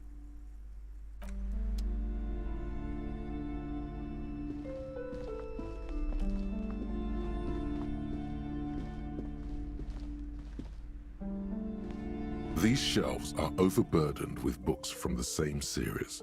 You see the name Dick Mullen over and over. A couple of spook novels hide amidst all the detective books. Thrilling tales of spycraft and daring do. crime, robberies, murders, even sexual crimes. We're fortunate to have Dick Mullen and his stories to sort all that out. You're a police officer, apparently. You should buy all of these. They really do teach a person how to be a proper detective. Crime fiction is a disgrace, an asinine misrepresentation of the physical attributes of the arduous everyday work of actual police officers. I kind of agree. These books greatly overstate the excitement of police work, glossing over how long it takes to actually follow up on leads and eliminate dead ends. What's more, they completely ignore the psychological hardships of year after year coming into contact with people during the worst days of their lives. Not a single mention of all the stress this work creates upon the officer's family. Detective fiction just doesn't tell the truth at all. Now, would you like a list of all the books found on the shelf? You see Dick Mullen on the job. Get Me Mullen. The Stalwart Adventures of Richard P. Mullen. Dick Mullen and the Murder in the Orchard. The Sordid Affair of Dick Mullen. A killing is declared. Dick Mullen in the Murder House. The Final Case of Dick Mullen. An obvious lie. Dick Mullen in the Clock Tower. The Ordeals of Dick Mullen. Dauntless Dick. Dick Mullen's Funeral Pyre. The Murder of Dick Mullen. Oh no, turns out he faked it to solve a case. Yes, there's also The Dame Who Did It. Farewell, My Mullen. Faking death seems to be a common trope in the Mullen series. The morbid tales of Dick Mullen. A dark tide turns. Tragedy calls for Dick Mullen. Another one with fake death. And, of course, Dick Mullen, the murderer. In order to catch a murderer, Dick Mullen must become the murderer. After all this, you still haven't found the answer to the one question that matters. Who is Dick Mullen? Gotta stretch. Your attempt to grasp at the answer fails. It seems very close by, pulsating just out of reach. Oh, you've gotta be kidding me.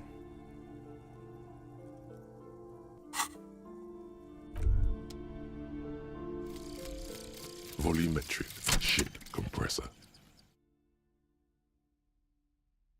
Bizarre scientific news from Revachol West today, where a police officer's shit has been observed at a pressure of around 495 gigadecimals.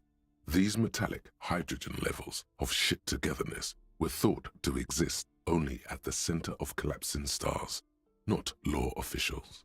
It remains to be seen how long the shit singularity lasts.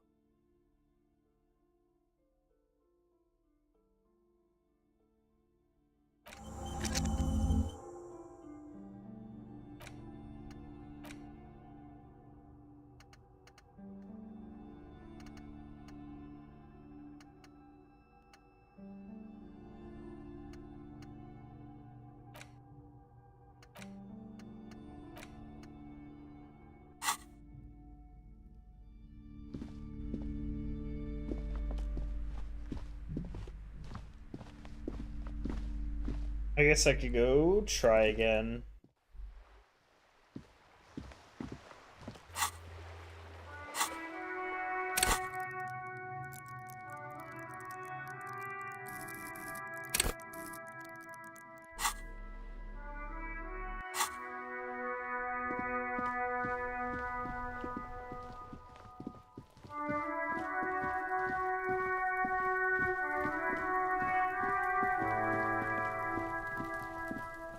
There he still is, looking right through you with his white eyes. The body below is entirely dedicated. As you breathe in, the odor comes over. There we go. It's a spell of the mind telling you to run, and your stomach to wring itself empty. With your hands at your sides and your eyes squinting, you stand in it. It's a puzzle, What's hanging in front of you is a puzzle of decaying flesh, tattoos, and tendons. They do after 7 days, yes. We are deep in decomposition here. The man before you is naked, but for a pair of underpants and enameled boots. His skin is greenish, marbled with decaying veins, and blotched by lividity. A fading web of tattoos covers his chest and shoulders. The cargo belt used to fasten him to the branch above appears industrial in strength. The material appears to be ceramic. Its clean white stands in stark contrast to the decaying flesh above the knee. The man wore thick polymer socks, probably for padding. A fine array of interlocking plates covers them. Delicate and fragile, they feel alien to the world around you, out of place somehow. These are clearly not boots. They're armor, possibly part of a larger set. Indeed. Technically speaking, these are sabatons, not boots. Oh, the lieutenant uses a memo technique A6. That's not just any notebook, it's a classic. It's all you, baby. Ceramic plate. Zirconium dioxide, most likely. This is where the make would be. Under the hill. Fair weather. Fair weather model T500 VE. I'm guessing that's vitreous enamel. This is advanced stuff. The locals probably scavenged it. It would be odd if he had more on after 7 days. We should keep a lookout for these species. The armor could yield information. This is one thing he might actually know.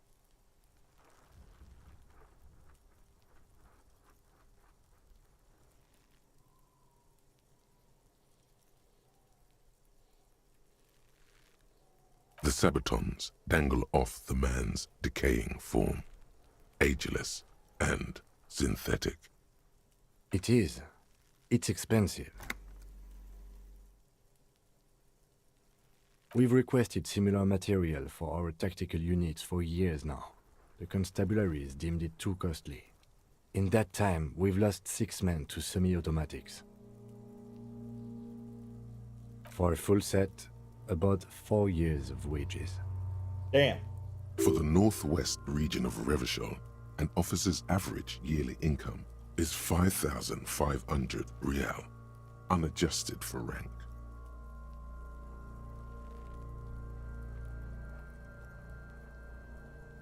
Not too much, yes.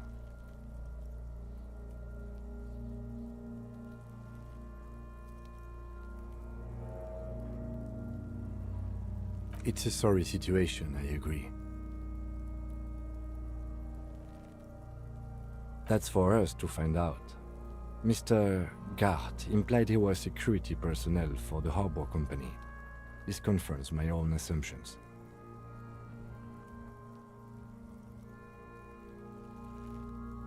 Just something I scraped together from my station. An area report on Martinez. I'm sure you did the same.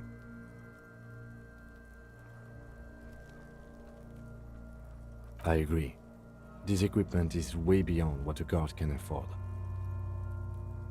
A small bell-like sound fills the air, like tapping on the side of a porcelain cup. It's anything but. This material is a kinetic redistributor. It spreads kinetic energy horizontally, from plate to plate, dissipating it entirely. See? Faint, organic lines cover the plates where they separate into smaller ones. These plates then divide into smaller plates until there are hundreds of them altogether. Like whirls of floorboards, the design looks organic, influenced by highly resistant wood materials, like lignum vitae and ebony perhaps. If trees were made of porcelain, this is what their cross-sections would look like. That's such a fun idea to think about. The smooth, glossy surface fractures into ever more intricate interconnections. peeking on the right sabaton, where you notice. The whorls are in the shape of a letter and number combination, E50, 100, 1000. Good. Can you read it to me? X5415 6745 678222. Let's lie. We have a make and a number. That's something. We can use the radio in my kinema when we're done. Either station can chase it for us. The cadaver slowly twists on the cargo belt, his torso covered in tattoos, and extremities blotched pink and blue. The hangman's knot is pulled tight by the weight of the corpse below. Yellow, hard-edged polyester cuts into his neck. Above, a sliding buckle ties the belt to the branch. This is a steel-reinforced cargo lashing belt, big brother of the regular cargo belt. It's used for tying cargo under 6-rotor airships. Airlifting. I thought it was used on lorries for strapping cargo to them.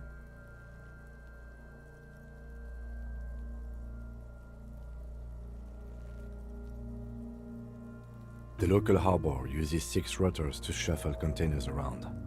I get the sense they use whatever was on hand without paying much attention to not incriminating themselves.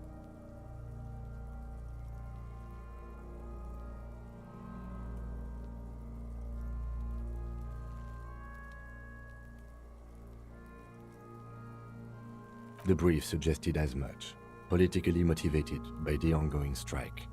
Did you not get a briefing? Okay, you should ask me for one the first moment we get.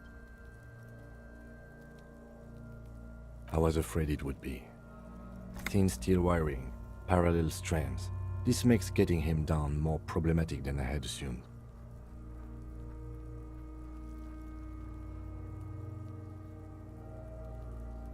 A noose is one of those things that's easier to use one way around. I think they lassoed the branch, then pulled on the belt, buckle closes. It's what I would do. Seems easier than climbing up there. Could be. The shape of the branch supports the theory. The cadaver hangs from the cargo belt. Limb, an intricate web of blue lines stretches across the torso, from the right shoulder to the solar plexus. Each time they intersect, a small white star is formed in their crossing. Hundreds of fading asterisks riddle his skin. Their concentration is highest around his heart.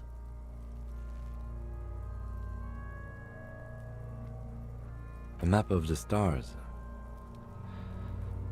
I do see some similarity to astronomical charts. Great Century Messinian, maybe. But this seems more particular. Customized somehow. As if someone left out most of the night sky, filtering it through personal choice. The principle of this filter remains unknown to you. The thought dissipates, and you feel as though you were only half right. So am I. He wears a wide leather belt around his waist and a gun holster under his arm. He takes a thin piece of milled aluminium from his coat pocket and pulls it open. Sounds like a sword being unsheathed. A small lens appears. Some sort of camera. A Trigger Sunshine. Mini.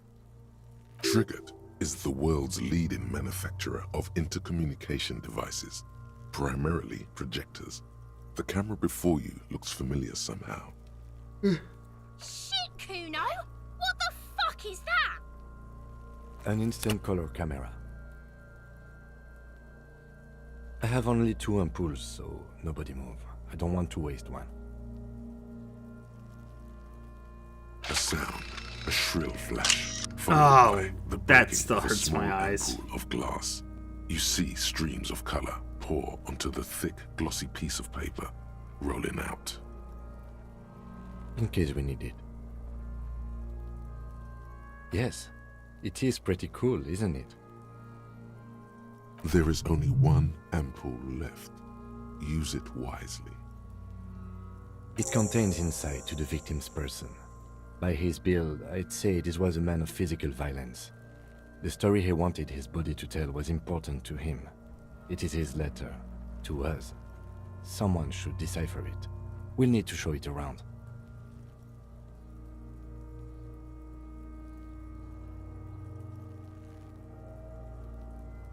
Sure, just don't lose it.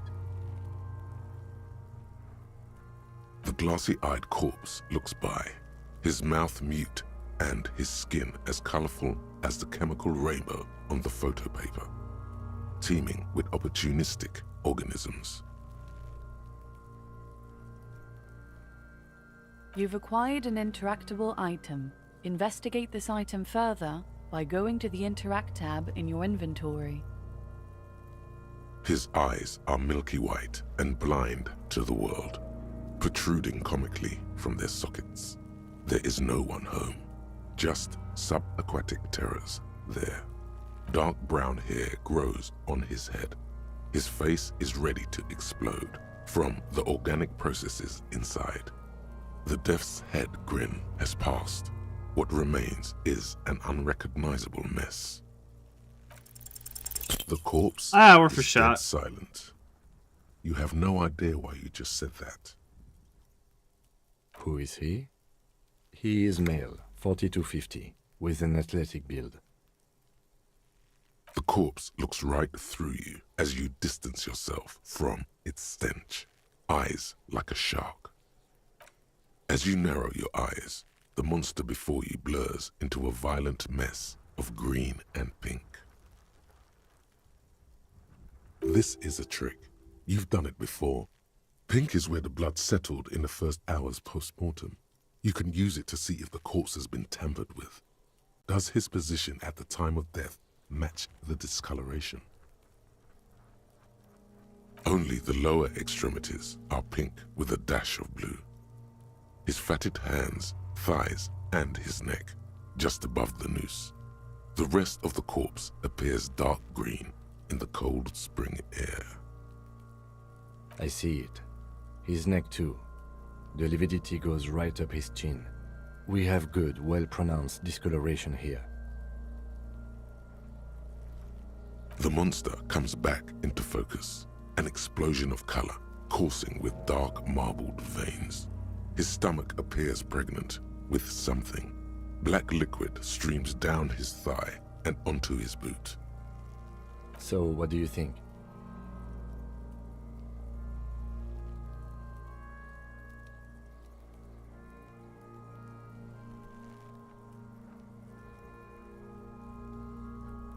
I agree.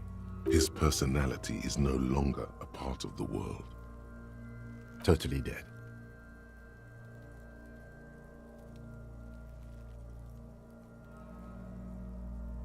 That sounds about right, yes.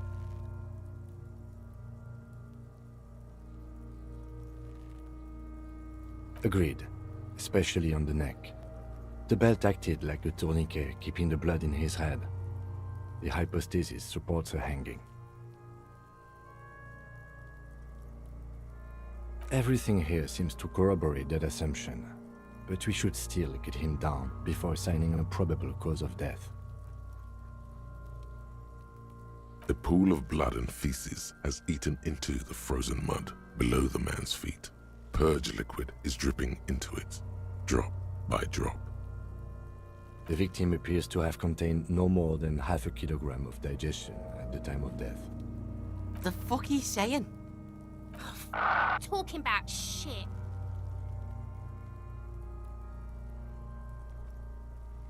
Maybe.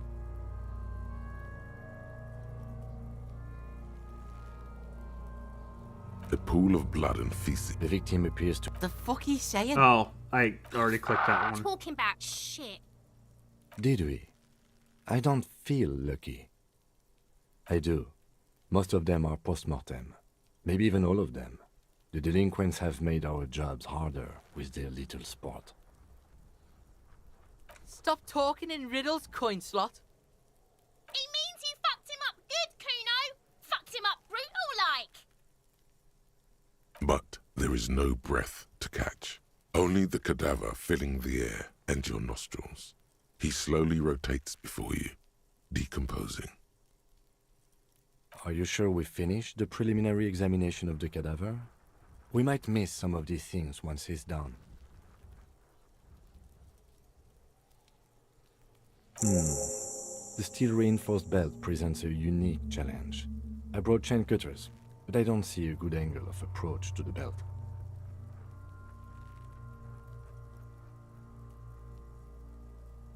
He doesn't actually think the challenge is unique.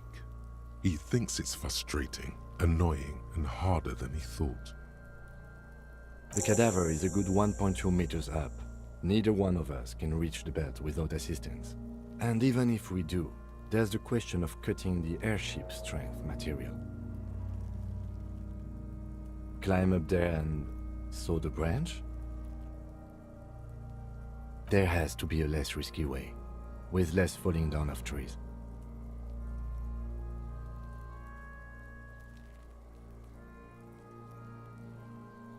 I was really hoping we wouldn't. The Union appeared to be suspect in this case. It seems like a dangerous route to go down. But what other options? The corpse twists on the belt, like chicken on a skewer. Yeah! Bang bang time, pig! Shoot his head off! How? Where the buckle ties the rope to the branch, that's a good spot to aim.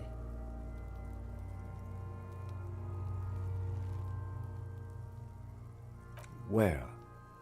Ah, yes, I see. If the shot hits that, there might be a chance to release the belt. Yeah, now we're talking. Entertain a Kuno with some shit.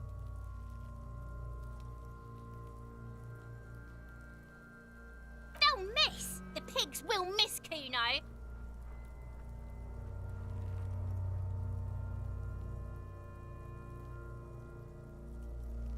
Silence.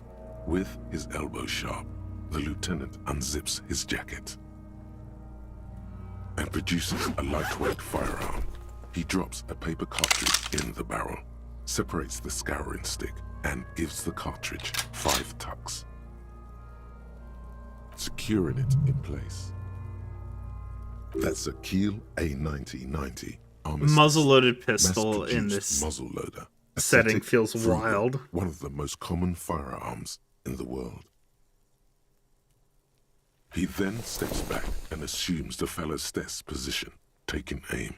The corner of his eye twitches. His finger is on the trigger. He's gonna fucking miss!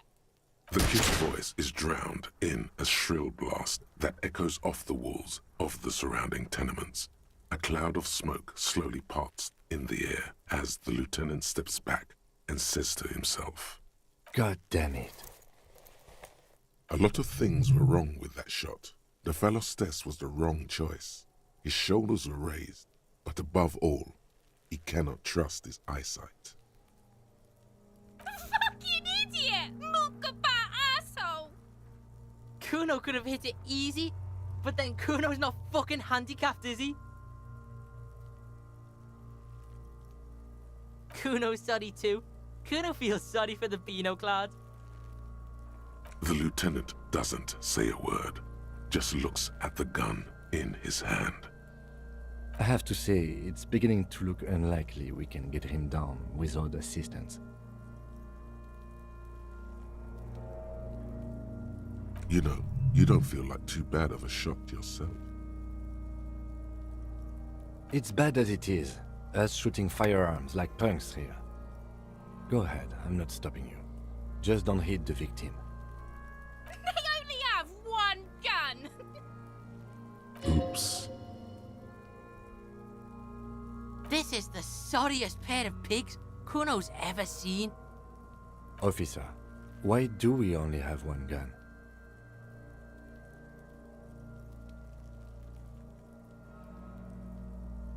That is even more unfortunate than the badge. You need to contact your station about it as soon as possible. Try not to lose this one, please. Yeah, take it, you fucking banana boyka! Take it and shoot yourself in the mouth! The cold piece of bakelite and gunmetal is surprisingly light. Your fingers fit right through the guard, instinctively resting on the trigger. No. The fuck are you waiting for, Kuno? Tell him to shoot himself in the mouth. The buckle comes into focus in your sights. You stand with your feet planted firmly in the ground and your left hand supporting your gun arm. Why don't you just shoot yourself in your mouth? At least you won't miss.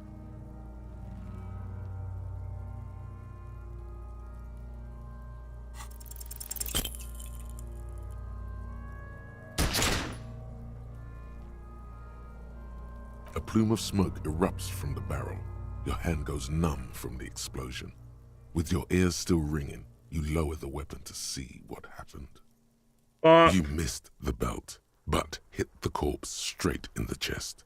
Oh my god, he's gonna fucking cry! I knew it! What a mulko! Ask for another shot. You'll get it with the next one. The goddamn light reflected off some window. Surely.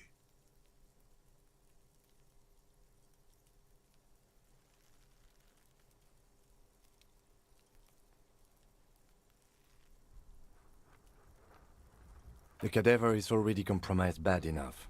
We don't have to make it worse. It came out wrong.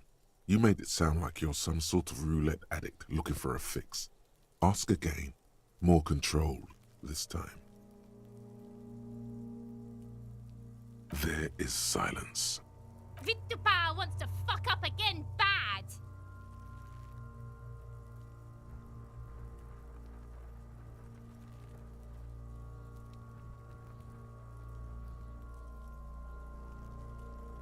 It's the song of my people, asshole! Don't provoke her. Shot him in the chest! What a fucking idiot! It's not the gun's fault you can't shoot. It's your pig hands. Pigs don't have hands. They have, like, fucking hooves or something. Kuno has hands. Kuno can shoot that shit down for you. Cop's bitter because he fucked that corpse up, Kuno. What a fucking kurpilla. We still need to get him down, somehow. The bad way. The way I didn't want us to. By asking the harbor for help. They have the tools and the men. If they put him up there, they can take him down too. From the gates, by negotiating or fighting. I'm unenthusiastic about fighting. Or we can try to find some secret third path. It's unlikely though. To the gates. Let's negotiate.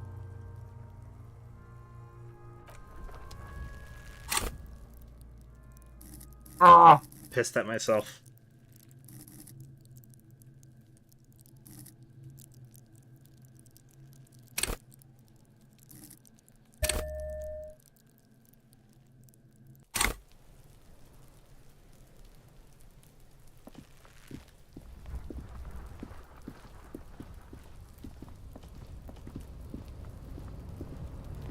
An inconspicuous pile of the roofing because it's nice and orderly.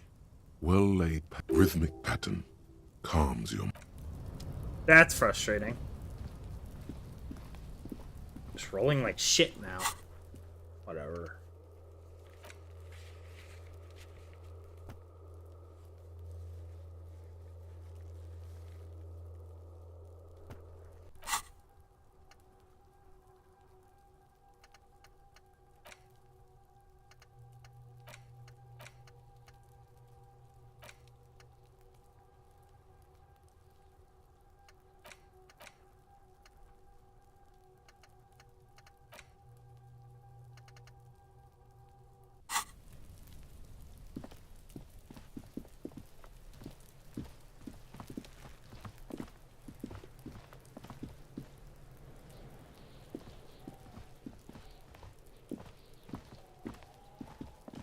Oh well. About time for me to be wrapping up anyways. So I will save. And I will catch you all Wednesday. See ya.